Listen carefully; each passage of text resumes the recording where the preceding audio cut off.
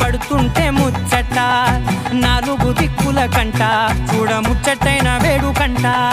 ఆ పంచభూతాల తోడుగా ప్రేమ పంచుకొనే పండగంట ఆరరుగల నిండుగా ఇది నూరెళ్ళ పచ్చని పంట అమ్మలాల పడి కొమ్మ